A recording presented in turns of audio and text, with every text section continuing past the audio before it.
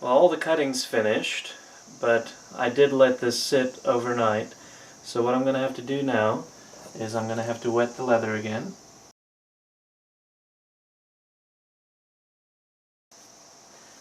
Now we're going to let it dry back to its normal color. The next part is going to be the tooling, and for this you're going to use your trusty poly mallet, or whichever mallet came with your kit, and you're going to be using these 9 various different stamping tools that they include in the set. They make it fairly easy for you. Each one of these has an own identification number, like this backgrounder is Z-A104. And as I said, they gave me the pattern to trace out. This is what it looked like in the book. That's what I got my tracing from. This is a photograph of an actual tooling being after it's finished. And on here you'll see these different numbers, C431, V407. These numbers correspond to the tools. And so it gives you an idea of where to use your tools. Now the DVD, the guy shows how he does things and how you use it. But again, you can do it however you want to, but this definitely will be a lot of help. That's what I'll be following. Well, I thought I'd press record, but I did not, so I'm a little further ahead of you. The first thing I'm using here is the C431. As you see here, it makes these little markings. It's also called a camouflager. And if you look at the picture, it's not making the full impression that it can. So what I've been doing is I've been tilting it over one end and hitting it. And of course, the more you do it, the better you learn. And I'm doing a lot of learning right now. And so I've already finished what I saw on the left-hand side, and I've started on the right, and then realized that my camera was not running. So I'm just going to continue a little bit real quick to show you pretty much what you do. Now, of course, if you hit it harder, it's going to make a deeper impression. Depending on how you hold your tool at what angle, it's going to change how it looks. Okay, switch back up on here.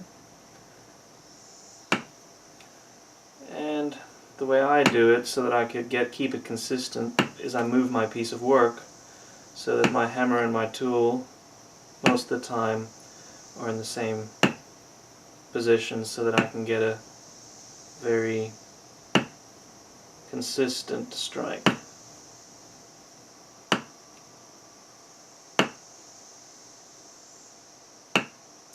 You also want to watch out for it bouncing.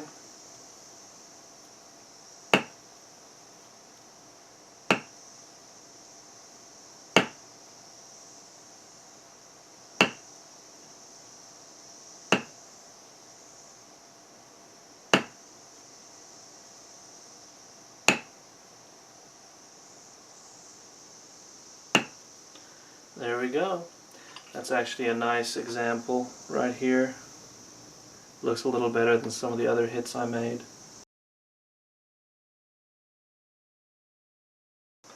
I'm going to show you this tool next. It's called a seeder.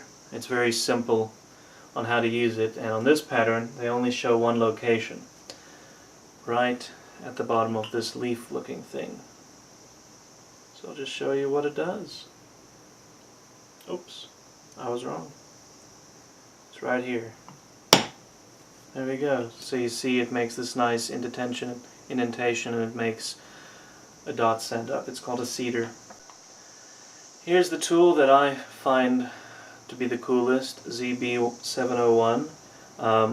It looks like a wedge, and what this does is you go around the corners and it makes it look as if the pattern is standing out.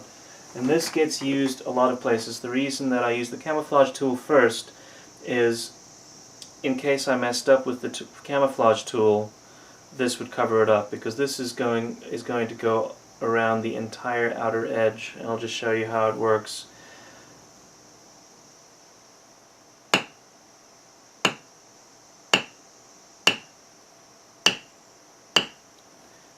Now you may choose to use this more than one time over the same area, after you get it all close to the same height, you can what they call walk it. You just hold it lightly and it allows you to smooth out the area.